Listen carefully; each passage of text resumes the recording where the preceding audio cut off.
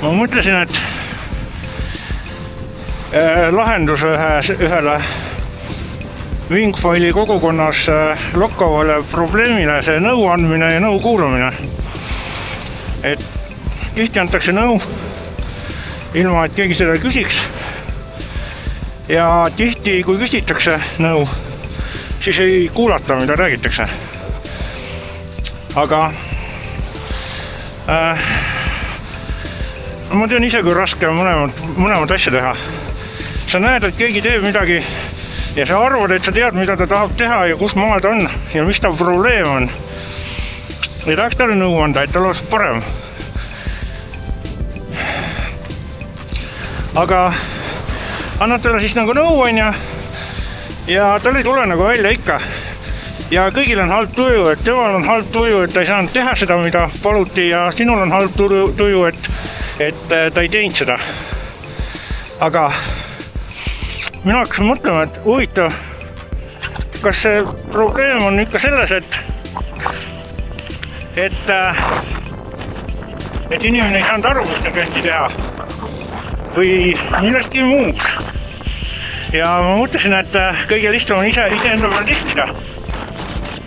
Ja kõige lihtsam on testida nii, et astud nädalavahetuse puhvis taga ja siis proovid teha seda sama asja,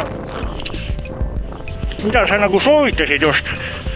Ja kui sul endal välja ei tule, siis järelikult ei olnud seda nõuannet üldse vaja, sest asi ei olnud teadmistes. Sa ise ju tead, aga ikka ei saa hakkama, et võib-olla on teistel samamoodi. Et nad saavad aru, mida on vaja, aga lihtsalt keha ei oska. Et aga kuidas nagu ikkagi aidata? Ma arvan, et prøvin aitab. See, kui sa ütled kellegile midagi õigesti teha. Ilma käskimata. Et kui sa näed, et keegi teeb midagi hästi, kiida teda. Või noh, see ei ole nagu nõuanne, ma ise lihtsalt mõtlen, et mulle küll meeldib, kui keegi tšeerib mind ja mulle meeldib tšeerida teisi. Ja veel üks hea asi on, kui saab filmida kedagi teist midagi harjutamas, siis pärast saab talle näidata ja ta saab ise ka täpselt aru, mis ta teeb ja mis ta ei tee.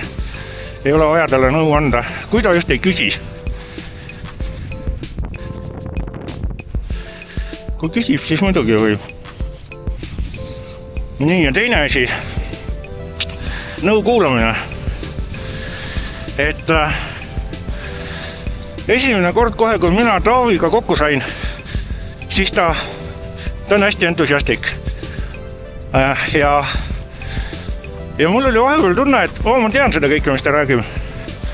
Ja tahtsin nagu vahele segada oma juttu rääkida, et ma tean, ma olen lohega sõitnud foiliga. Aga noh, ta ikka rääkis lõpuni oma jutu. Ja mingi kuu aega hiljem või niimoodi. Ma sain aru, nagu mida ta mõtles. Et kui ma jõudsin ise sinna maale, oli mingi siuke situatsioon, kus kõik see, mis ta rääkis, läks nagu paika. Ehk siis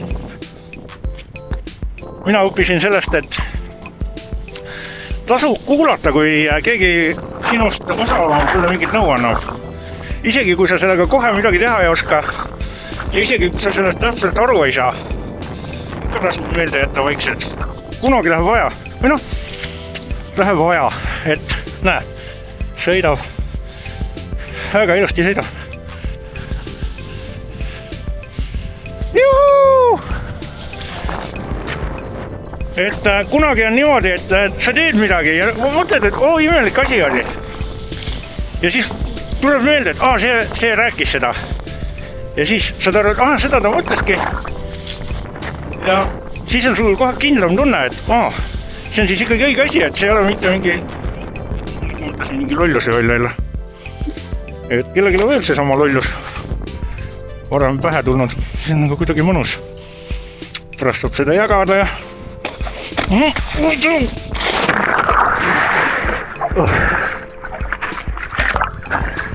Ja nüüd arvad, et ma ei oska sõita.